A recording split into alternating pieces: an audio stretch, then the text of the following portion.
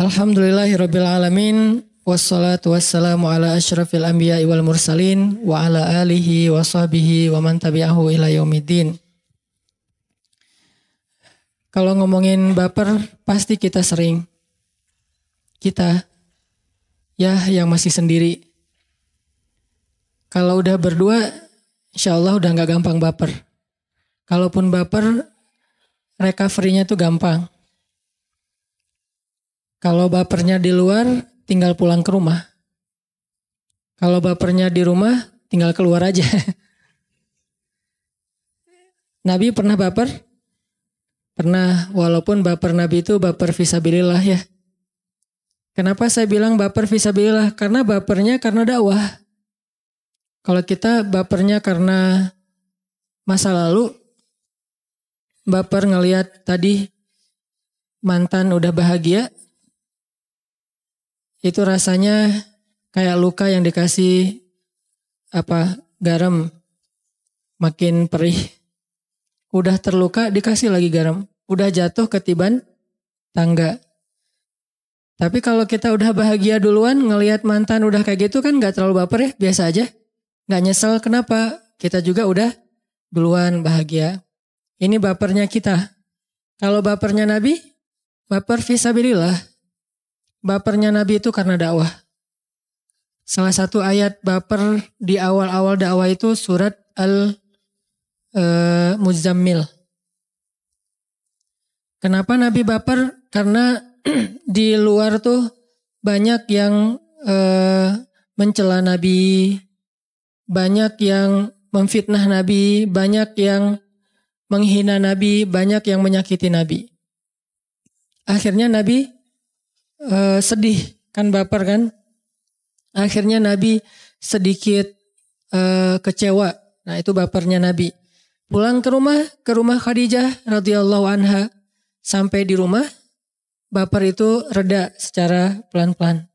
Kenapa bisa kayak gitu? Pertama reda karena ngelihat wajah Khadijah. Wajah Khadijah itu obat buat Nabi. Kemudian sentuhan tangan Khadijah, dibelai sama Khadijah. Nabi istirahat, tidur karena Nabi pulang udah malam banget. Udah capek seharian dihina, dicela, dicaci maki, direndahkan, disakiti, dimusuhi seharian. Bayangin keluar habis subuh, cuman pengen berdakwah nih. Pulang-pulang hampir tengah malam. Pulang dalam keadaan hampir gak ada satupun yang beriman. Yang kayak gitu tuh sering Nabi tuh. Ibarat kita dari pagi sampai malam keluar, gak ada 1 rupiah pun yang bawa pulang, kan baper ya. Kalau yang kerja nih, apalagi kerjanya belum tetap, bukan sebagai employee, sebutlah kayak usaha, dagang, keluar subuh-subuh, pulang tengah malam, gak ada satupun dagangan yang laku. Nabi juga sering kayak gitu, cuman bukan dagangan, dakwah. Keluar subuh-subuh, pulang malam, gak ada satupun orang yang beriman.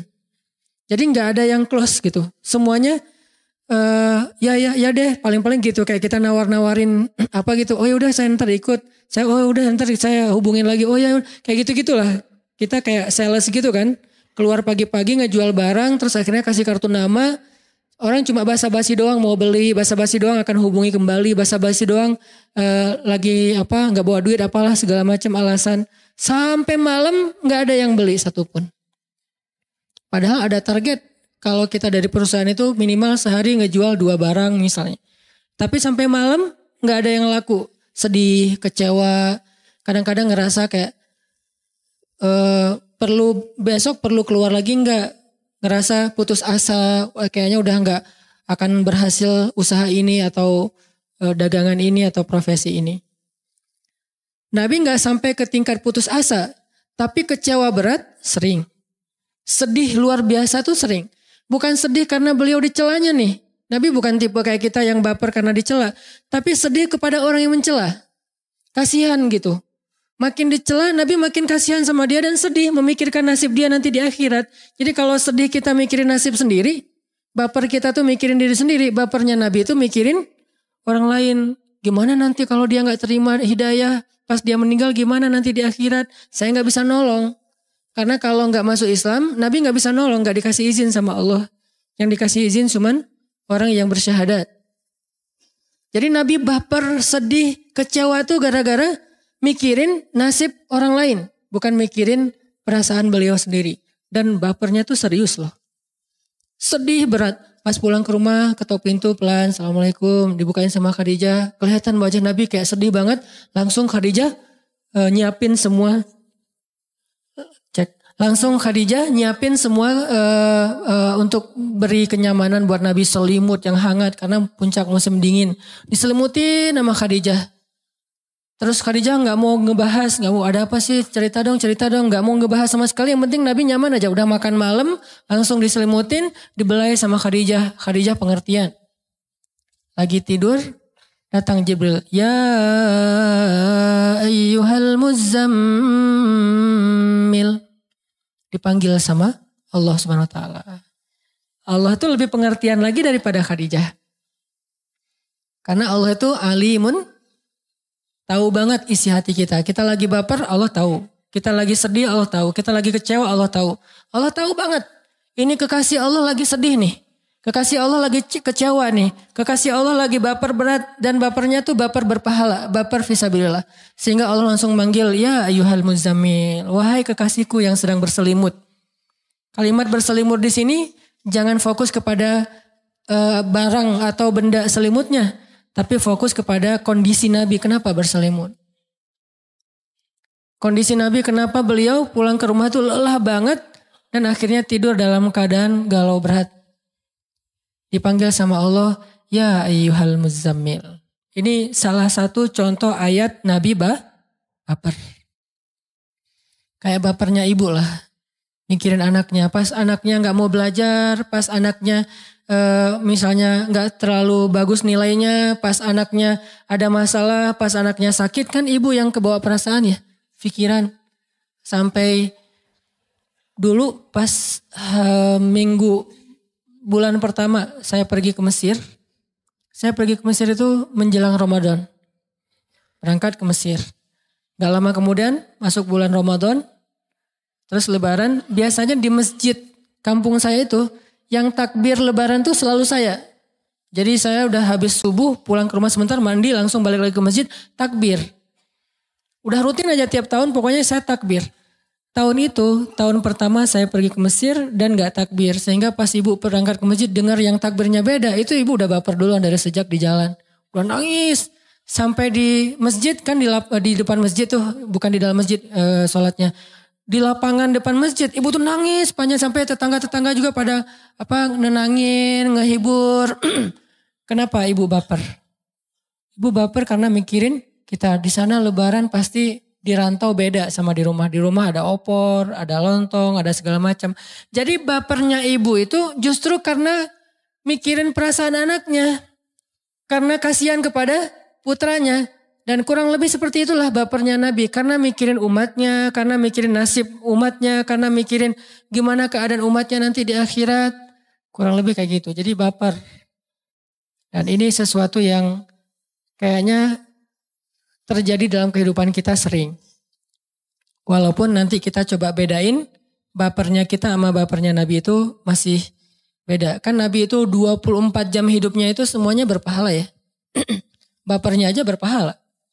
Nah kita bisa gak baper kayak gitu ke orang lain? Baper fisabilillah nih. Bapernya karena kasihan teman kita yang dulu teman main bareng, teman mungkin pernah nakal bareng segala macam. Dan sekarang kita alhamdulillah dikasih hidayah sama Allah pengen belajar. Memperbaiki diri belum benar tapi udah mau memperbaiki diri. Kasihan sama teman kita bukan malah benci. Makin mereka kayak ngedebat kita, ngejelekin kita, ngejauhin kita. Kita makin kasihan. Akhirnya dengan baper itu kita jadi ngemodal banget buat doa. Ya Allah kasihan teman saya yang itu. Dulu kita bareng-bareng sering ninggalin sholat. Bareng-bareng mungkin hidupnya sia-sia. Selamatkan dia ya Allah. Ini bapernya Nabi SAW tuh kualitasnya kayak gitu. Walaupun tetap kalau kita manusia biasa kadang bapernya baper egois. Pengen dihargai, pengen dimenangkan, pengen diprioritaskan, pengen dianggap, pengen gitu-gitu. Itu bikin kita baper. Ini contoh-contoh baper dulu ya. Dan kita karena belajar agama ya. Teladan kita Rasulullah pastinya. Nggak ada teladan yang lebih utama daripada Rasul. Dan kalau kita bilang, itu mah Nabi. Kalau kayak gitu terus untuk apa beliau diutus kalau bukan untuk diteladani kan? Kan ada orang bilang, itu mah Nabi kita beda. Kalau gitu nggak usah neladani Nabi gitu. Kalau nggak usah diteladani, ngapain beliau diutus? Udah aja Allah turunkan Al-Quran dalam bentuk buku, tiba-tiba ada dan dibaca rame-rame. Atau tiba-tiba Al-Quran itu di-share aja sama Allah di dalam handphone. Semua handphone itu udah ada aplikasi Al-Quran. Bisa juga kan? Kayak misalnya ada beberapa program yang kalau kita beli handphone pasti ada kan ya aplikasinya. Udah wajib tuh dari Android. Kenapa Allah nggak share aja langsung? Kayak misalnya MP3-nya udah ada. Terus game tertentu tuh udah ada. Terus kalau di komputer mah sekedar minimal Office-nya udah ada gitu. Kenapa Allah nggak nge-share aja Al-Quran di setiap handphone kita? Kenapa nggak di-share aja Al-Quran dalam bentuk buku, lembaran, terus dibaca rame-rame dan dicetak ulang gitu? Kenapa harus ada Nabi? Karena kalau lembaran cuman teori, tapi tidak ada visual teladannya, uswahnya tuh nggak ada. Nabi diutus supaya ditiru. Nabi diutus supaya dicontoh. Nabi diutus supaya diteladani. Jadi kalau kita bilang itu mah Nabi kita beda. Terus buat apa Nabi diutus? Itu kan logika sederhananya. Tapi kan kita gak bakalan bisa seperti Nabi. Emang gak bakalan bisa sama persis kayak Nabi. Tapi kita tetap bisa berada di track yang sama dengan Nabi walaupun jaraknya jauh. Gak akan pernah sejajar sama Nabi. Ibaratnya ini perjalanan kayak maraton gitu. Mungkin kita entah berapa kilo ketinggalan di belakang. Tapi minimal kita gak salah jalan. Walaupun telat sampai juga. Daripada kita berpikir, dia mah pro, saya gak akan lewat jalan itu. Sehingga akhirnya gak sampai di tujuan. Walaupun kita gak pro, masih amatiran banget, baru belajar. Gak apa-apa deh, telat juga sampainya, nanti dibantu sama Nabi. Ketika Nabi nunggu di akhirat kok gak sampai-sampai di surga, nanti Nabi nyusul. Nanti Nabi akan bawa kita kendaraan. Ibarat kalau di surfing itu pas dia swipe out gitu kan, disapu sama ombak, terdatang rescue-nya. Minimal dia udah ada di situ. Daripada gue males juga ya. Ternyata itu pro semua yang main. Akhirnya kita di pantai doang. Enggak. Minimal dia sama-sama beraktivitas yang sama. Walaupun ada yang pro ada yang amatiran. Jadi Nabi itu untuk ditiru. Bukan untuk dibanggain doang. Rasulullah apa segala macam. Untuk ditiru. Walaupun kita gak bisa niru semuanya. Termasuk dalam bab baper-baperan. Baper itu bukan cuman kebiasaan ABG anak muda doang. Orang tua juga bisa baper. Cuman kasusnya beda-beda. Nah, Rasulullah SAW sendiri baper. Kok Nabi bisa baper? Karena beliau manusia. Masa sih harusnya kan ideal gak ada baper-baperan. Flat aja. Justru kalau Nabi itu bukan manusia, malaikat. Kita tuh gak akan bisa niru Nabi justru. Karena tuh Nabi terlalu perfect, nggak ada sama sekali adegan-adegan kekeliruan, lupa. Berarti kita nggak akan bisa niru Nabi, soalnya terlalu sempurna. Kenapa Allah mengutus Nabi itu manusia, bukan malaikat? Supaya kekurangannya menjadi teladan buat kita. Kekurangan Nabi aja jadi teladan loh. Nabi kurang, itu teladan buat kita. Contoh apa? Nabi pernah keliru? Beberapa kali malah. Nabi pernah ditegur Allah? Beberapa kali. Ada di surat yang paling terkenal, Abasa. Ada di surat Ad-Duha. Ada di surat At-Tahrim. Ada di surat Al-Ahzab. Ada di surat At-Taubah. Ada di surat Al-Anfal. Ada di surat Al-Imran. Ada di surat Al-Baqarah. Ada banyak surat yang negur Nabi. Kenapa kok ditegur? Karena Nabi keliru. Loh, katanya Nabi kok bisa keliru? Supaya kalau kita keliru ada teladan yang bisa kita tiru. Bagaimana memperbaiki kekeliruan. Bagaimana menyikapi orang yang keliru. Jadi Nabi benar dan kelirunya aja teladan. Saya nggak bilang benar dan salah ya. Karena Nabi nggak berbuat salah. Tapi keliru ya. Beda salah sama keliru. Salah itu dosa. Kalau keliru dimaafin. Nabi keliru ya. Tapi keliru Nabi teladan. Nabi pernah sholatnya misalnya lupa? Pernah. Salat harusnya 4 rakaat jadi 2 rakaat. Wah, katanya Nabi kok gak khusyuk. Supaya kita kalau nanti gak khusyuk, bukan Nabi yang gak khusyuk kita. Kalau Nabi gak menteladani yang kayak gitu, begitu kita salah salat, akhirnya kita harus ulangi lagi dari awal. Bayangin teman-teman salat duhur. Karena riweh, Tadi habis rapat, akhirnya sholat zuhur mikirin rapat aja. Udah gitu 2 rakaat salam. Aduh salah Baru 2 rakaat, mulai lagi dari awal. Kan berat kan buat kita. Tapi kalau ada teladan dari Nabi, Nabi pernah kayak gitu. Tapi gak mau mulai dari awal, ngelanjutin 2 berikutnya. Jadi ringan kan buat kita, justru kelirunya Nabi itu rahmat untuk kita. Nabi keliru, rahmat untuk kita. Supaya kita bisa mencontohi Nabi dalam hal yang sama. Dan itu keringanan dari Allah SWT. Termasuk baper, ada teladannya dari Nabi. Kalau kita gak bisa baper kayak versi Nabi banget, minimal mendekatilah. Nabi itu paling baper, salah satunya gara-gara dakwah. Dan yang buat Nabi lebih baper lagi apa teman-teman? Sampai turun atau sampai muncul satu fikih baru, namanya fikih kunut nazilah. Itu kan gara-gara Nabi baper kan? Baper terhadap apa? Ada beberapa orang utusan Nabi, sahabat, hafiz Al-Quran yang dibantai sama musuh di Bi'rul Ma'unah namanya. Di sebuah sumur Ma'unah itu mereka tuh dibunuhin sama musuh, dikhianatin. Tadi katanya pengen belajar dakwah. Muhammad utus dong orang ke sini, kita pengen belajar Islam.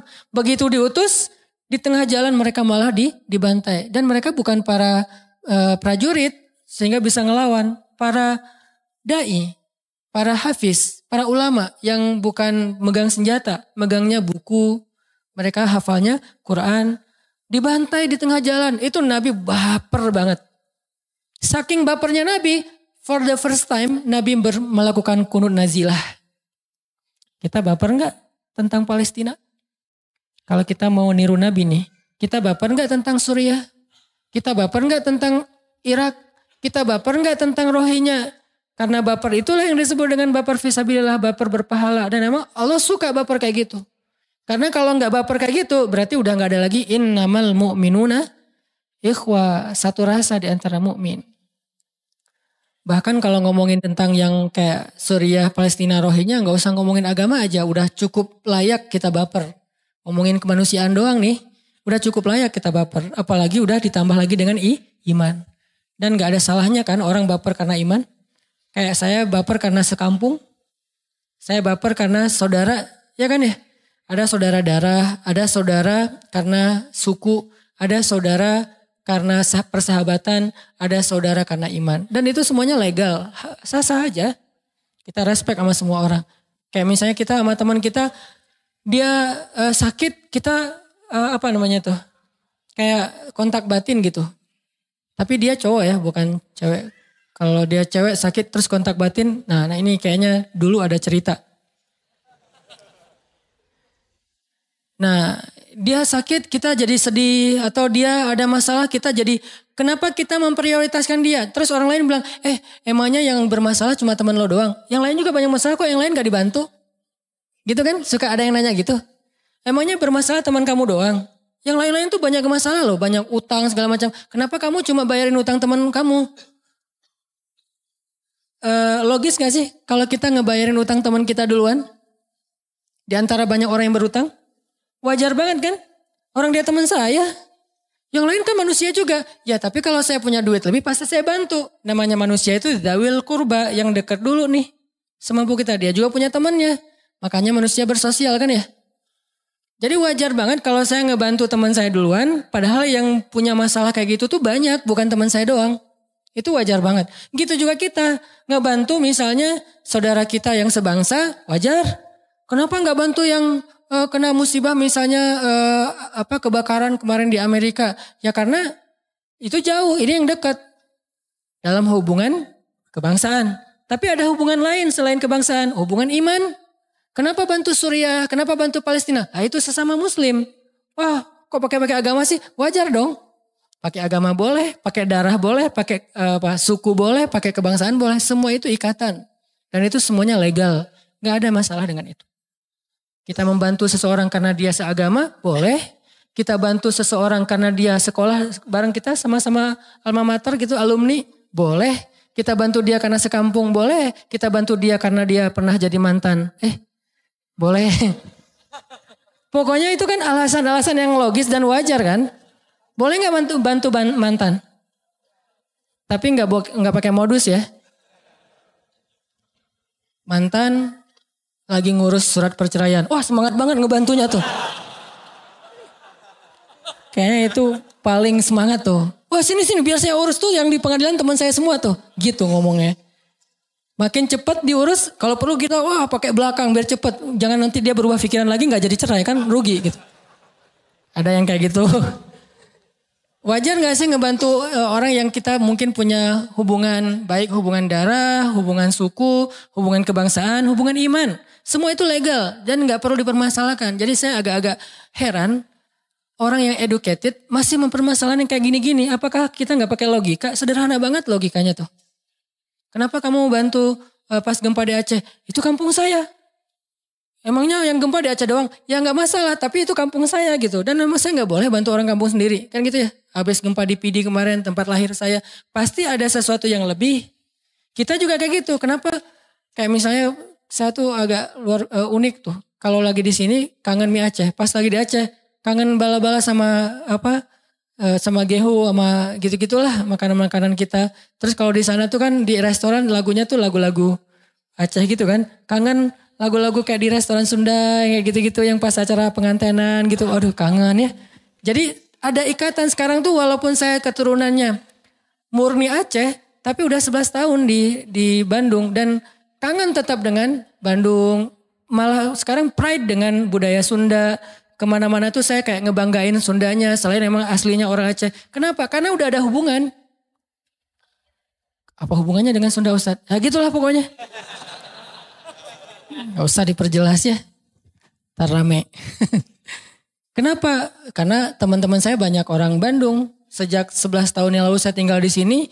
Apalagi udah ada pemuda hijrah ya gengnya orang Sunda semua. Ngobrolnya mereka pakai bahasa Sunda. Walaupun saya gak berani pakai bahasa Sunda takut salah tapi ngerti banget lah mereka ngomong apa. Dan dengan ngerti dan feel-nya juga udah dapat apa yang orang Sunda itu suka yang gak suka. Yang orang Sunda itu kayaknya kena banget gitu. Apa yang buat mereka tuh flat aja. Itu ngerti udah punya feel-nya. Berarti kan udah ada hubungan nih. Sehingga ketika ada masalah kayaknya misalnya kemarin tuh. Ustadz yuk kita bikin sebuah program sebutlah di sebuah provinsi mana gitu daerah timur. Saya bilang, jangan. Itu kojo banget tuh. Emang kenapa Ustaz? Mending di Bandung dulu. Kenapa saya ngebelain Bandung dulu kalau ada program-program yang menurut saya tuh kayaknya bagus nih. Gagasan-gagasan yang out of the box, kreatif, dan insya Allah positif. Kenapa saya ngebela-belain di Bandung dulu, gak usah di kota lain? Karena kan udah ada ikatan emosional kan dengan Bandung. Nah itu hal yang wajar. Kenapa saya ngebelain Palestina? Karena ada ikatan emosional dengan Palestina. Ikatan emosional dengan Suriah. Dan ikatan emosional itu dibangun lewat iman. Kata Nabi, nanti ketika terjadi huru hara akhir zaman, iman itu tertinggal di Syam. Syam itu Suriah Palestina. Iman itu adanya di Syam. Lalu para sahabat bertanya, ya Rasul kalau terjadi huru hara nanti di 3 kota itu. Ada di Syam, ada di Irak, ada di Yaman. Kira-kira mana yang kita harus datengin? Kata Nabi, Syam dulu. Maksudnya apa? Kalau kalian pengen bantu huru hara akhir zaman, korban huru hara akhir zaman, bantu Syam dulu kata Nabi. Nabi yang nyuruh, bantu Syam dulu. Syam itu termasuk Palestina dan Suriah. Berarti itu ikatan yang terbangun oleh keimanan berdasarkan hadis-hadis Nabi. Dan itu hal yang wajar lah. Sama kayak kita tergerak karena postingan seorang selebgram yang kita ngefans banget sama dia. Idola kita gitu. Sebutlah kalau di bola itu ada Cristiano Ronaldo. Dia bikin postingan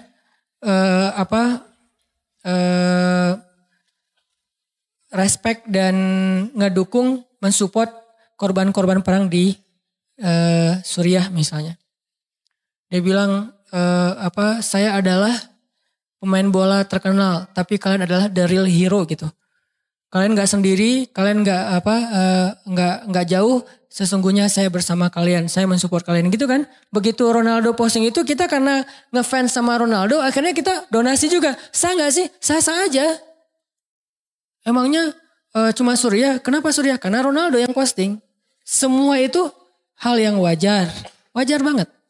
Itu bapernya Nabi. Nabi itu pernah baper loh sama korban Bi'rul Ma'unah namanya. Nanti kalau teman-teman pengen googling, coba googling Bi'ru Ma'unah. Tragedi Bi'ru Maunah. Itu tragedi pembantaian terhadap para penghafal Quran yang jumlahnya cuma puluhan. Bukan ribuan, bukan ratusan ribu, puluhan. Itu aja Nabi itu doa, ya Allah hancurkanlah, doanya gitu. Kok doanya ekstrim banget sih, radikal banget sih, gak ada kasih sayang. Nabi itu simbol kasih sayang. Gak ada orang yang lebih lembut daripada Rasulullah. Gak ada yang lebih besar kasih sayangnya daripada Rasulullah. Gak ada yang lebih toleran daripada Rasulullah. Tapi orang yang kayak gini, doanya, ya Allah hancurkanlah orang-orang yang berkhianat itu.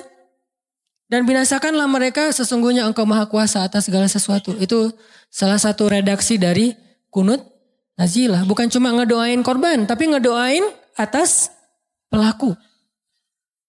Gak boleh ngedoain yang buruk-buruk, doain aja dapat hidayah. Nabi itu ngedoain, kenapa? Karena itu kejahatan kemanusiaan yang udah sangat luar biasa. Ngebunuh orang yang gak bersenjata kan kejahatan kemanusiaan ya. Kalau ngebunuh sama-sama senjata itu wajar. Nabi gak ngedoain mereka yang buruk-buruk. Kayak misalnya perang Uhud. Nabi ngedoain gak? Ya Allah hancurkanlah nih orang-orang yang membunuh saudara saya Hamzah. Kan dalam perang Uhud itu yang meninggal justru paman Nabi, terus Mus'ab bin Umair yang pertama bawa Islam ke Madinah. Kenapa gak ada kunut nazilah di perang Uhud? Karena meninggalnya dalam perang, wajar. Sama-sama pegang senjata. Tapi begitu yang Bi'rul Maunah, yang jadi korban itu gak pegang senjata. Itu kejahatan kemanusiaan.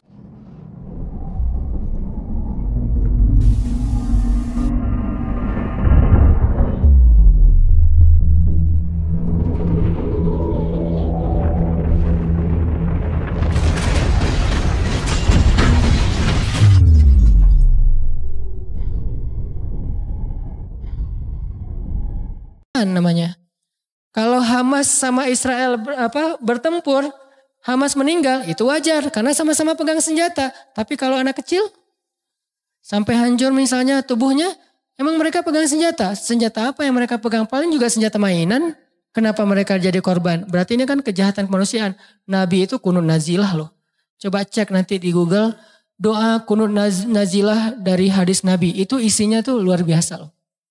Makanya mudah-mudahan kita tahu, oh baper itu ternyata ada dalam Islam. Tapi dalam kasus apa? Insya Allah nanti kita bahas lebih lanjut lagi ini setelah sholat Isya. Kita lanjutkan pembahasan tentang baper. Tadi kita masih ngambil contoh-contoh baper yang dialamin oleh Nabi. Sebagaimana istilahnya kan artinya baper bawa perasaan, artinya pakai rasa gitu ya. Dan memang kalau kita baca di Al-Quran itu teman-teman, perasaan kita juga bisa jadi ibadah, bisa juga jadi dosa. Artinya Islam itu mengajarkan kita untuk melibatkan perasaan untuk beramal soleh, bukan cuma fisik. Jadi artinya kita suka sesuatu, kita benci sesuatu, itu sesuatu amal soleh. Kalau suka dan bencinya di tempat yang memang benar. Kayak misalnya kita suka atau berkasih sayang kepada pasangan, kepada keluarga, itu amal soleh. Kalau dengan pasangan flat, plain gak ada rasa apa-apa, berarti kita tidak beramal soleh dengan perasaan. Nikah biasa-biasa aja gak ada rasa gitu. Sekedar punya status doang. Itu gak ada pahala hati tuh. Cuman paling pahala ya ngasih nafkah, pahala besar pastinya. Terus juga ngebantu kalau misalnya butuh bantuan. Tapi di hatinya tuh gak dapat pahala. Padahal ada pahala yang gak butuh tenaga. Dan pahala yang gak butuh tenaga itu adalah pahala dengan ibadah perasaan. Menyukai dan membenci sesuatu itu berpahala. Kayak kata Nabi, ayyakunallahu wa rasuluhu ahabba ilaihi mimma siwahuma. Ketika Allah dan Rasul lebih disukai, lebih dicintai daripada apapun juga. Kan berarti perasaan nih. Ternyata perasaan kita juga bisa beribadah. Jadi baper ke Allahnya, baper ke Rasulnya. Bukan sekedar status Nabi Muhammad adalah Nabi. Bukan, kita ada rasa ke Rasulullah. Rasa rindu ke Rasulullah itu berpahala. Rasa cinta ke Rasulullah itu berpahala. Rasa takjub, kagum, respek, kasihan kepada Rasulullah itu semuanya berpahala. Terus yang kedua, ayyuhibbal mar'a La yuhibbu illa lillah. Dia mencintai seseorang karena Allah. Berarti kan perasaan juga tuh. Mencintai ulama. Jadi kalau kita sama ulama itu dengki, sama ulama itu kayak iri, sama ulama itu kayak males banget. Jadi kesannya seolah-olah ulama itu apa gitu ya. Nggak ngeidolain ulama seperti kita ngeidolain mungkin seleb siapa misalnya. Ini berarti kita nggak beribadah dengan perasaan kita. Allah ngasih perasaan itu nggak sia-sia. Bukan sekedar untuk ngerasa buat diri kita doang. Allah kasih mata bisa jadi pahala. Allah kasih telinga bisa jadi pahala. Allah kasih lisan bisa jadi pahala. Allah kasih tangan bisa jadi pahala. Termasuk Allah kasih hati dan perasaan bisa jadi pahala dan ibadah. Gimana beribadah dengan perasaan dan hati? Yaitu mencintai ulama salah satunya. Bukan sekedar tahu ulama, bukan sekedar dengerin ulama, tapi sampai ke tingkat cinta ke ulama. Bukan cuma pahala tuh, cinta itulah yang akan jadi alasan nanti di akhirat ulama itu akan nolongin kita. Kan saya sering nyebutin kisahnya. Ulama itu salah satu yang akan dapat izin dari Allah nolongin. Kalau bahasa agamanya syafaat. Bisa nolongin orang-orang yang saling mencintai karena Allah nanti di akhirat. Makanya kemarin pas saya silaturahim dengan guru-guru saya di Aceh. Jadi misi saya pulang kemarin ke Aceh itu kalau bahasa Acehnya sawu gampung. Artinya silaturahim dengan keluarga, dengan guru-guru. Saya datang yang pertama saya lakukan apa? Saya cium tangan guru-guru saya terus saya bilang beri saya nasihat. Udah gitu yang ketiga apa? Jangan lupa saya nanti ya di akhirat kalau guru-guru masuk surga duluan. Saya request dari sekarang, saya tag tuh. Janji? Ya janji. Pastinya awalnya gak akan gitu kan. Enggak lah Ustaz Hana segala macam basa-basi yang mungkin bukan basa-basi. Mungkin mereka gak hargai. Tapi menurut saya tetap aja mereka lebih soleh dari saya. Setidaknya mereka lebih duluan beramal soleh dari saya. Kalau misalnya kita kepedean bilang kita lebih soleh dari mereka, walaupun itu gak boleh ya. Setidaknya yang pasti mereka duluan beramal soleh daripada kita. Kenapa? Toh kita tahu amal soleh itu dari mereka kan? Berarti mereka duluan nih. Saya bilang kan yang duluan beramal soleh di dunia duluan masuk surga di akhirat. Kok gitu Ustaz? Iya. Wassabiqun as-sabiqun. Wassabiqun, orang yang di dunianya duluan beramal soleh atau berlomba-lomba dalam kebaikan, nanti di akhirat sabiqun juga duluan masuk surga. Makanya sabiqunnya ada 2 kali itu. Wassabiquna di dunia, as-sabiquna fil akhirah. Jadi siapa yang di dunia duluan dalam kebaikan, di akhirat duluan kepada surga. Saya pesan, Ustadz, guru, kalau misalnya Ustadz duluan masuk surga, ingat-ingat saya ya, cari. Pertama mungkin di surga nyarinya. Sistem surga gitu kan. Sistem surga lebih canggih daripada Google. Karena sistem surga itu udah luar biasa. Allah yang bikin. Hanan Ataki gitu. Nggak ada. Kalau gitu pakai underscore kali. Hanan underscore Ataki. Kalau Hanan Ataki doang mungkin beda. Atau ada Ustadz Hanan Ataki. Beda juga. Pesan sponsor. Ustadz Hanan underscore Ataki. Nggak pakai underscore 2 kali ya. Oh ternyata nggak ada juga gitu. Udah pakai underscore nggak ada. Oh kalau gitu emang nggak ada di surga nih. Belum masuk. Gimana dong? Cari lagi di yang lain. Kalau nggak ada di surga, carinya di padang mahsyar. Jangan buru-buru cari di neraka. Jangan doain yang gitu-gitu tuh ya. Kalau nggak ada di surga, di padang mahsyar lah minimal ya. Saya juga nggak berani lah berandai-andai. Coba cari di neraka. Siapa tahu saya ada. Nggak mau saya berandai-andai kayak gitu. Ini andai-andai yang nggak dibolehin. Tapi kalau di padang mahsyar ya sewajarnya lah.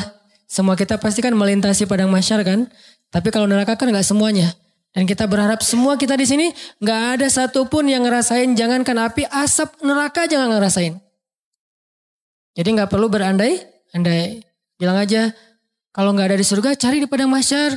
Nanti tanya ke malaikat-malaikat yang bertugas di padang mahsyar. Kan banyak banget malaikat PIC padang mahsyar tuh. Cie.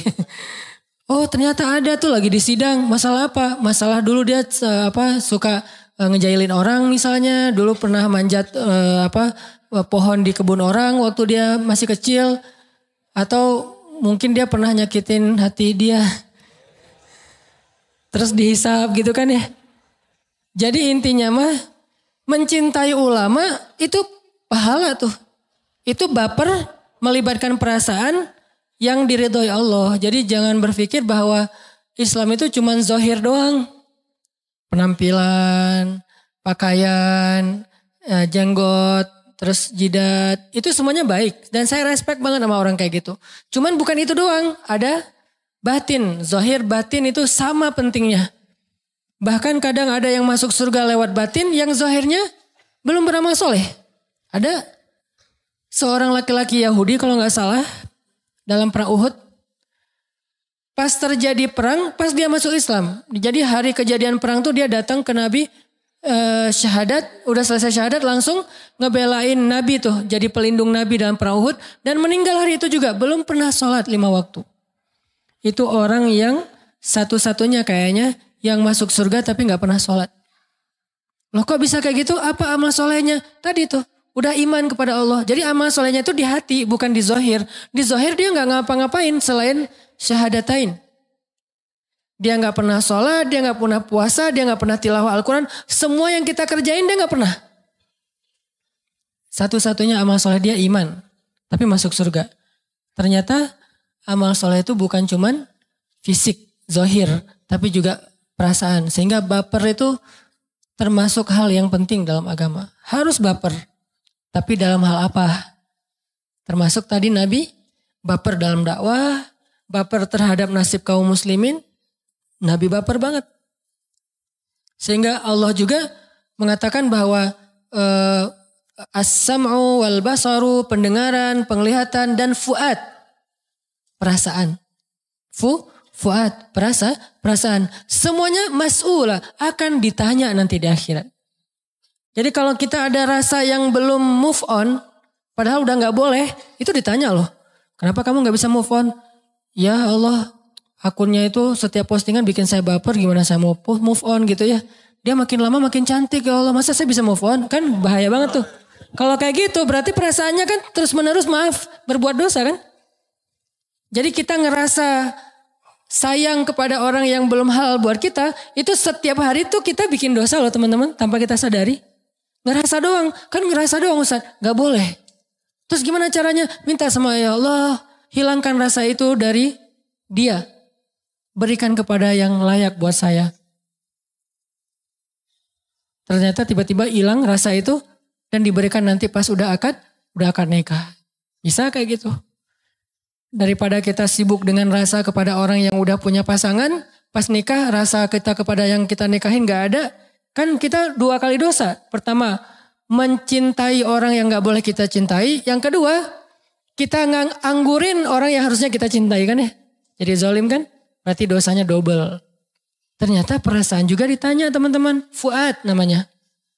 Fuad itu artinya rasa, hati atau jantung, pokoknya rasa lah di dalam diri kita.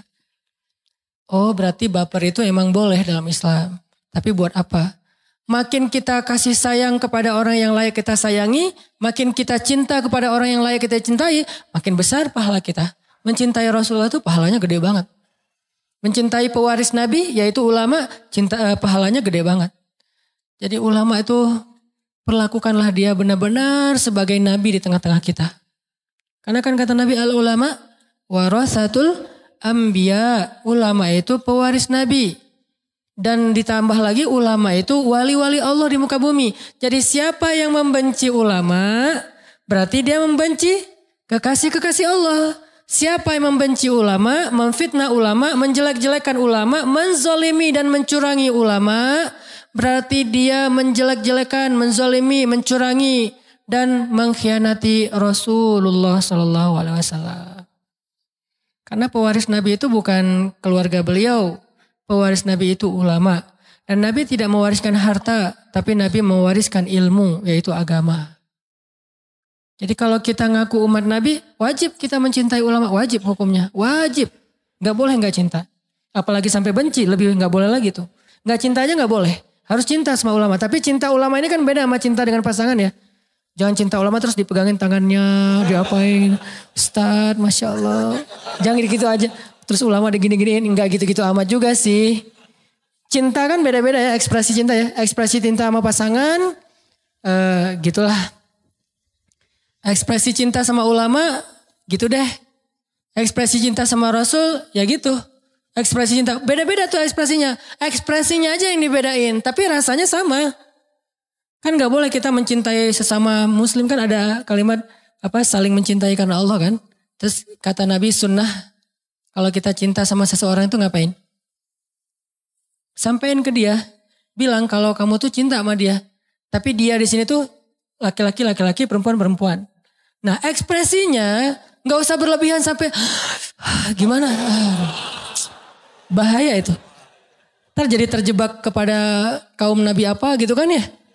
Jadi mending boleh kan mencintai sesama laki-laki tapi dengan ekspresi apa? Karena Allah bilang ana uhibbuka fillah, aku mencintaimu karena Allah. Kalau kita geli berarti kita gak tahu hadisnya.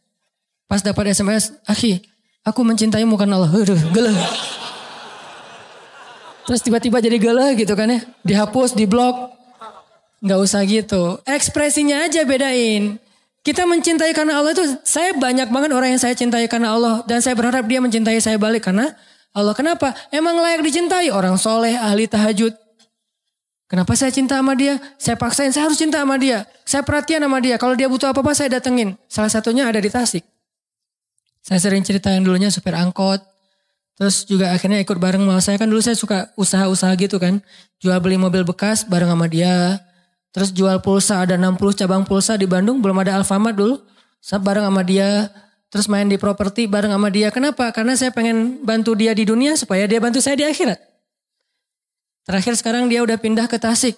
Saya telepon, Pak ngapain di Tasik? Lagi mau sekarang buka-buka warung jualan kayak gitu. Saya samperin ke Tasik. Saya bantu apa nih? Bisa ngeringanin apa nih beban Bapak? Supaya nanti dia di akhirat nggak ke Tasik 10 kali, 1000 kali lipat Tasik. Saya lagi jauh di sana, lagi perjalanan pada masyarakat yang tertati-tati. Karena dia nih ahli tahajud, ahli tilawah, hatinya bening. Saya baru baca Al-Quran 1 ayat, dia udah nangis duluan. Saya baca aja nggak nangis, dia yang denger nangis. Orang soleh banget. Saya ngelihat langsung kesolehan dia dan kita cuma berhukum dengan zahir ya, kita nggak tahu batinnya. Makanya nggak boleh menjudge isi hati orang, hanya menjudge zahirnya. Zahirnya soleh. Ya udah saya berharap, saya datang ke Tasik, saya jalan ke nyetir sendiri ke Tasik, biar nanti di akhirat dia yang akan menjemput saya di padang mahsyar yang jaraknya mungkin lebih jauh daripada Bandung Tasik. Itu kan mencintai orang soleh. Dan saya punya beberapa list orang-orang kayak gitu. Saya simpan di saya. Dan saya berusaha supaya dia juga cinta sama saya. Karena kalau saya cinta sama dia doang. Tapi dia gak cinta sama saya. Belum berbalas nanti di akhirat. Caranya gimana biar dia cinta sama saya juga? Tahadu, tahabu. Salah satunya kan. Saling berhadiahlah kalian. Maka kalian saling mencintai. Berarti saya harus kasih dia banyak hadiah. Butuh apa Pak? Butuh apa? Hadiah. Biar dia ingat saya. Terus kalau ada apa-apa, saya curhatnya ke dia. Tolong doain anak saya lagi sakit. Tolong doain saya lagi sedih. Tolong doain. Akhirnya dia ingat saya terus. Nanti di akhirat juga kayak gitu. Begitu dia gak ngelihat saya, dia ingat. Nah, akhirnya saya dapat cinta dia. Suatu saat, lama gak ketemu. Tiba-tiba dia SOS. Ustadz gimana keadaannya? Saya kangen udah lama nih gak ketemu Ustadz. Biasanya saya suka dipanggil ke rumah untuk kalau saya ada rusak listrik atau apa suka manggil dia. Padahal kalau manggil tetangga bisa kan? Yang bisa benerin listrik banyaklah tetangga. Kenapa saya manggil dia jauh-jauh? Karena saya pengen ngasih hadiah buat dia. Benerin listrik berapa sih? Cuman ganti kabel segala macam paling sejam juga beres. Kasih 25.000, 30.000. Sampai saya pengen ngundang dia ke rumah. Biar gak cuman ngundang ngasih duit. Mending saya ngasih dia sedikit kerjaan biar lebih baik buat dia. Biar gak mencela juga menghina. Pak saya listriknya rumah lagi rusak nih. Datang kasih 500.000 misalnya. Biar dia ingat sama saya di dunia. Nanti di akhirat dia juga akan ingat. Ternyata benar di dunia dia ingat lama gak ketemu dia SMS duluan. Ustadz kemana aja udah lama ya gak ketemu kangen nih. Mudah-mudahan kangen di dunia itu menjadi indikasi. Nanti dia akan kangen juga di akhirat. Gak ketemu 6 bulan aja kangen. Gimana gak ketemu 1000 tahun. Pasti akan lebih kangen lagi. Jemput. Bayangin yang jemputnya satu rombongan pakai truk. Tiba-tiba di akhirat ada satu truk besar. Datang. Itu orang-orang soleh semuanya. Ngejemput siapa Pak? Satu rombongan. Ngejemput Hanan Ataki. Bayangin yang ngejemputnya itu orang soleh semua kan ya. Kumpulkanlah satu truk orang-orang kayak gitu. Kita cintai mereka. Bikin mereka cinta juga sama kita. Tahadu, tahabu. Kasih hadiah, kasih ini, kasih itu. Bukan saya ya. Karena saya ngerasa bukan ini demi Allah bukan basa-basi. Saya tuh belum merasa soleh untuk layak jadi orang yang bisa nolongin orang di akhirat. Enggak. Nih saya ngomong kayak gini biar teman-teman nyari deh. Nyari di luar tuh banyak banget orang-orang soleh yang teman-teman udah lihat. Kalau ini kan bukan ngomong di depan tuh kan bukan indikasi kesolehan ya. Cuman ada sedikit sesuatu yang bisa di-share ya share. Belum tentu juga saya paling soleh. Tapi kalau teman-teman ngelihat ada yang emang udah istiqomah, sholat 5 waktu dijaga. Bukan hanya ibadah ya, akhlaknya juga baik ke orang lain, care, ngalah, sabar, maafin. Ada orang kayak gitu, kejar tuh orang. Nanti dia akan kejar kita nanti di akhirat. Cari tuh orang, nanti dia akan cari kita di akhirat. Ini kan ngelibatin perasaan, ibadah-ibadah hati nih. Baper nih. Nah baper-baper kayak gini nih yang harus kita bangun nih. Selain baper kayak Rasulullah, baper kepada kaum muslimin yang sedang tertindas, padahal cuma beberapa puluh orang. Bayangin, Suriah itu udah lebih dari 500.000 orang yang jadi korban sejak Arab Spring. Lebih 500.000 orang. Masih kurang cukup jumlahnya untuk bikin kita baper. Kalau itu juga gak baper, kayaknya kita perlu mempertanyakan lagi, masih ada perasaan gak sih di hati kita? Karena Allah itu wajib baper menurut saya. Dan itu sangat legal, sangat wajar. Kalau ada yang bilang itu radikal. Mana ada radikal? Yang radikal justru Rusia tuh yang ngebom-bom anak kecil di Suriah. Yang radikal justru Bashar Assad tuh yang membiarkan rakyatnya dibom sama negara lain. Kan itu rakyatnya dia. Kenapa dia ngedukung Rusia? Itu yang radikal. Korban bukan radikal. Dan kita simpati kepada korban masa disebut radikal? Emang kita ngebom siapa? Kita nyakitin siapa? Enggak kan? Kita cuma pengen bantu saudara kita yang kesakitan. Saya lihat banyak banget postingan tuh. Kan saya coba lihat nanti saya following siapa. Salah satu yang saya following kan yang emang update ya berita dari sana. Biar saya makin baper. Dan baper itu bikin saya makin sering berdoa dan bersyukur. Gak banyak ngeluh. Karena ternyata di sana jauh lebih susah hidupnya daripada kita. Saya nge-following itu buat itu. Buat self reminder lah. Buat ngingetin diri saya biar gak gampang ngeluh. Begitu ada masalah dikit. Masalah pribadi. Lihat itu, wah masalah pribadi saya kecil dibandingkan ini. Gak jadi terlalu berat sedihnya. Gampang recovery. Barusan aja habis sholat isya saya dapat lagi postingan terbarunya. Anak kecil tuh. Kepalanya tinggal sebelah, dijajar, semuanya kena. Itu yang semalam, korban semalam pemboman dari pesawat tempur Rusia. Apa gak baper? Rasul aja cuma berapa puluh orang baper sampai kunun nazilah. Ini 500.000 orang. Ada lagi tuh kasus Nabi baper berat. Sampai ada adegan pengusiran dari benteng Bani Qainuqa apa Quraidah? Qainuqa kalau nggak salah. Kan ada 3 benteng Yahudi kan ya. Nudair, Qainuqa dan Quraidah. Ada seorang cewek muslimah lagi belanja di pasar Yahudi. Sama anak-anak muda Yahudi diisengin. Orang Yahudi ini kan nggak ngelihat laki-laki dan perempuan. Disamain. Jadi yang paling menghargai perempuan itu justru Islam loh. Cuman kita kemakan sama propaganda-propaganda mereka kan, Zionis. Akhirnya kita anggap Islam itu yang paling gak adil sama perempuan. Gak ada cerita itu, justru yang paling adil sama perempuan itu Islam. Menghormati perempuan banget. Bukti paling gampang ketika ditanya siapa orang yang paling berhak saya berbuat baik ya Rasulullah? Ibumu. Kalau udah gitu siapa lagi ya Rasul? Ibumu. Udah ibu, siapa lagi ya Rasul? Ibumu. Setelah itu baru ayahmu, coba.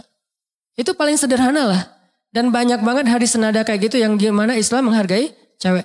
Salah satu adegannya ada perempuan muslimah lagi belanja di pasar Yahudi. Jadi ada mall milik orang Yahudi.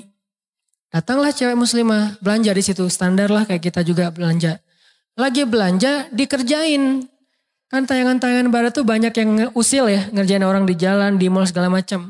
Saya paling gak setuju tayangan kayak gitu. Bayangin kalau istri kita, istri saya. Mas. Pasti teman-teman belum tahu ya rasanya gimana kalau istrinya diganggu orang. Belum tahu sebagian besarnya. Nanti akan kerasa tuh. Begitu ada tiba-tiba telepon nyasar ngejar-ngejar istri kita terus gitu kan ya. Langsung kita angkat. Terus marah-marah. Siapa lo?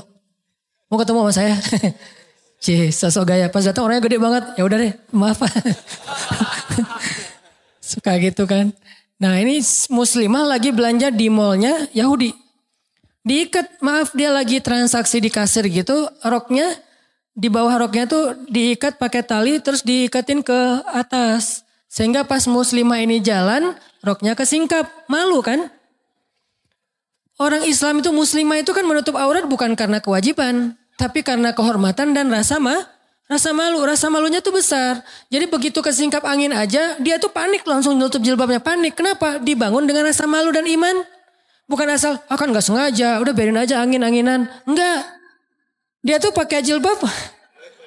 Dia pakai jilbab bukan karena kewajiban loh. Tingkatan muslimah sejati ya. Dia menutup aurat itu bukan karena kewajiban. No, Allah yang suruh. Bukan cuma itu. Emang ada rasa malu di hatinya. Kelihatan satu helai rambut aja tuh udah panik tuh. Jalan ada angin, kesingkap dikit langsung panik. Oh, gimana gitu. Kok panik-panik amat sih? Karena rasa malunya besar. Orang kayak gitu kan akan merasa sangat terpukul. Ketika kepala aja kelihatan rambut dia panik, apalagi kelihatan betisnya misalnya. Kesingkap. Malu, nangis. Dilihat sama seorang ABG cowok muslim. Wah, ada muslimah dikerjain nih. Diputusin tuh tali, dibantuin sama dia. Dihalang-halangi sama anak-anak muda Yahudi. Gak boleh. Berantem. Akhirnya dikeroyoklah anak muda muslim itu dan meninggal. Udah menistakan perempuan, ngeroyok anak muda yang ngebelain tadi. Meninggal. Wah, Nabi baper banget kalau udah kayak gitu. Kata Nabi, kita kepung benteng mereka. Kalau udah bab perempuan, Nabi sangat menghargai. Kita kepung benteng mereka. Dikepung sama Nabi. Dikepung, minta diserahkan pelaku-pelakunya mau dihukum sama Nabi. Nggak diserahin. Coba orang Yahudi kan gitu. Lihat aja postingan-postingan terbaru di Palestina. Seorang muslimah disuruh buka jilbabnya. Dia nggak mau buka, ditembak di tempat. Muslimah dipukulin sama, masa tentara mukulin cewek? Kan agak-agak aneh nih. Nah, Nabi baper banget. Dikepung, cuma satu permintaannya. Serahin pelaku-pelakunya biar kita adili. Dan Nabi gak akan zalim kok. Akan diadili sesuai dengan keadilan. Keserahkan, gak diserahin. Kalau gak diserahin ya udah dikepung aja terus. Sampai mereka nyerah, akhirnya diusirlah yang tua-tua, yang perempuan disuruh keluar dari Madinah karena udah membatalkan perjanjian. Udah gak sesuai lagi dengan akad di awal. Yang muda-muda dikumpulin kemudian mereka dihukum. Ini bapernya Nabi nih. Terus kalau Nabi satu muslimah aja digituin doang. Baper. Gimana kita di Suriah hampir ribuan muslimah itu dinodai. Di Rohingya banyak banget kasus perempuan muslimah yang ayahnya udah lari, yang kakaknya udah lari, yang ibunya dibunuh di depan matanya, yang anak kecil dibunuh, yang perempuan yang ABG nih umur di atas 7 tahun sampai 25 tahun itu dinodai. Dan banyak kasus yang dalam semalam itu puluhan orang menodai satu perempuan. Puluhan orang dalam satu malam. Sampai dia jadi kayak orang gila gitu. Apa masih kurang alasan buat baper? Jadi menurut saya kalau ini juga gak baper, plain banget sih perasaannya.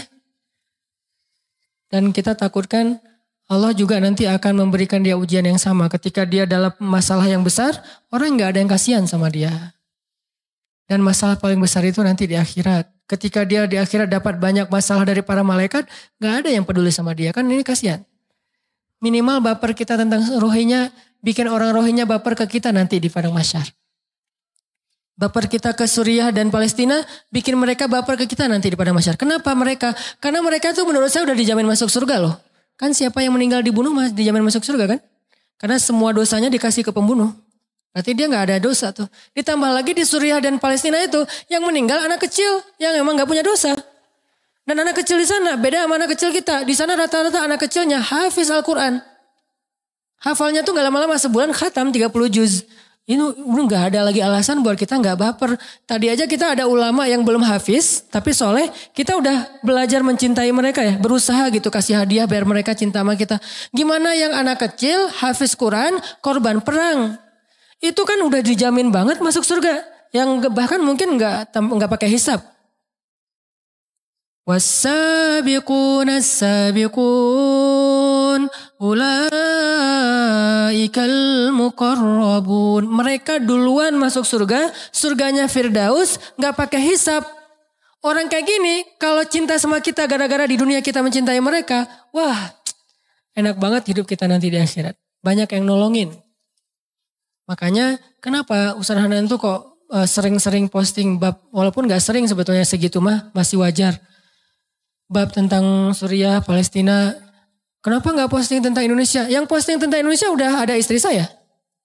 Lihat aja Rumah Teduh Sabaridin kan ngeposting tentang Indonesia, khususnya yang dekat dengan kita, Jawa Barat. Korban-korban bukan korban, yang kena musibah sakit kanker yang luar biasa itu udah ada di istri saya motivasi terus biar dia istiqomah dengan aktivitasnya menolong atau nemenin teman-teman yang kena penyakit kanker dan mereka miskin. Saya pernah nemenin ke Tasik, pernah nemenin ke Garut, dan itu korbannya ngeri-ngeri loh. Rata-rata orang yang menengah ke bawah, bahkan bukan miskin, fakir. Udah ada bagian itu. Jadi bukan berarti kita ngelupain yang di Indonesia, enggak sama sekali. Cuman bagian ini udah ada, bagian ini udah ada. Tapi kalau Suriah dan Palestina, emang beda sih. Bukan beda masalah tempat atau negaranya. Keadaannya jauh lebih sulit daripada kita, jauh. Orang di sini sakit, masih ada keluarga, di sana nggak ada siapa-siapa. Makanya teman-teman, baper-baper kayak gini yang kita perlu bangun di dalam diri kita. Memang harus melibatkan perasaan. Gak boleh sekedar basa-basi simpatiknya. Dan gak usah khawatir dengan anggapan orang lain. Yang penting satu aja, jangan ganggu orang. Jangan menghina orang, jangan mencela orang, jangan menjudge orang lain. Kalau kita gak pernah ganggu orang lain, terus kita respect pada seseorang, kita simpati pada seseorang, itu wajar banget. Kecuali kita suka menjudge orang lain, suka menghina orang lain, suka ganggu orang lain, itu baru salah. Jadi salahnya itu bukan simpatik, ngeganggunya yang salah. Baper tetap. Coba teman-teman lihat deh di surat Al-Kahfi, salah satu contoh Nabi baper. Surat 18 ayat 6. Itu salah satu contoh Nabi baper banget. فَلَعَلَّكَ بَاخِعٌ نَفْسَكَ عَلَىٰ آثَارِهِمْ إِن لَّمْ يُؤْمِنُوا بِهَذَا الْحَدِيثِ أَسَفًا. Hampir-hampir kamu mencelakai dirimu sendiri wahai Muhammad. Saking bapernya Nabi tuh. Maksud mencelakai, saking bapernya Nabi sampai sakit tuh. Nabi itu berdakwah tuh benar-benar soulful banget. Ada yang nolak, sedih beliau. Ada yang nolak sedih, bukan sedih ke dirinya, sedih ke orang lain. Saking sedihnya bikin Nabi sakit. Berhari-hari sakit, malam gak bisa tidur, jadi kurus. Sampai Allah bilang, Muhammad kalau gini-gini terus lama-lama kamu bisa celaka nih. Kenapa Nabi kok baper berat? Gara-gara orang tidak beriman. Kok bisa gitu? Karena Nabi udah ngelihat neraka. Kalau kalian tahu apa yang saya tahu gitu kan, maka kalian akan banyak menangis daripada tertawa. Maksudnya, untungnya kita gak ngelihat apa yang dilihat Nabi. Jadi masih bisa happy-happyan, seru-seruan, have fun, ketawa. Coba kalau kita ngelihat neraka kayak Nabi dan Jibril. Jibril itu kan sejak ngelihat neraka gak pernah berhenti menangis. Nangis aja terus sampai Nabi Muhammad nanya, saking seringnya Jibril nangis. Jibril kenapa? Kenapa kamu nangis? Kata Jibril, gimana saya gak nangis ya Rasulullah? Sejak saya melihat neraka, saya merasa sangat takut dan merasa sangat kasihan kepada orang yang diazab di dalam api neraka. Ini bapernya Jibril, bapernya Rasulullah. Makanya Nabi kasihan banget, kayak kita kasihan ke teman kita yang misalnya sebutlah dia akan ke satu daerah, yang di daerah itu banyak penyakit. Yang di daerah itu banyak masalah, banyak perampok segala macam. Pas dia berangkat ke sana tuh kita sedih, gimana ya nasib dia nanti di sana ya? Gimana dia ya nanti akan hidup di sana? Kan kita mikir ya. Nabi itu mikir banget tentang umatnya. Itulah bapernya Nabi. Kalau kita nggak bisa baper ke orang lain, minimal keluarga kita dulu. Ibu kita, ya ibu belum belajar Islam nih, gimana ya caranya biar saya bisa ngajak ibu ke ta'lim, ngajak ayah saya ke ta'lim, ngajak kakak saya ke ta'lim, ngajak sahabat saya ke ta'lim. Baper ke teman-teman dekat aja dulu. Kalau nggak bisa umat Islam yang atau manusia sedunia, yang dekat-dekat aja dulu. Ini bapernya Nabi. Kedua, baper terhadap korban kezaliman. Kayak dulu saya baper banget, ada seorang bapak di Bekasi atau di mana gitu, Depok apa Bekasi, yang beliau sholat berjamaah di masjid, terus dituduh nyuri amplifier ya. Padahal dia teknisi gitu. Terus dibakar hidup-hidup. Itu kan saya langsung panas badan saya saking stresnya mikirin orang itu. Kasihan banget ya. Ditambah lagi ada berita bahwa dia punya anak masih kecil-kecil. Itu nggak kebayang. Itu kan kita baper ya. Itu harus terbangun dalam diri kita. Karena kalau yang kayak gitu-gitu udah nggak ada lagi di hati kita. Terus yang membedakan kita dengan makhluk Allah yang lain apa? Kan manusia itu unggulnya justru karena perasaannya. Perasaannya lebih dalam daripada malaikat, daripada hewan. Lebih dalam manusia loh. Sehingga kita wajib baper dalam masalah itu. Kalau ada baper-baper yang kayak masalah hubungan, masalah percintaan. Itu mah cemen lah baper-baper kayak gituan. Kecuali buat pasangan. Walaupun gak ganggu juga sih. Baper kayak gitu masih gak ganggu. Minta aja sama Allah. Ya Allah. Ya muqallibal qulub.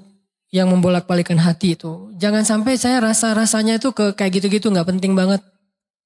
Masa kita jadi gak bisa tidur gara-gara mantan kan gak keren banget kan. Nah mantan mah lagi bulan madu tidurnya nyenyak. Kita gak bisa tidur. Meriang gitu.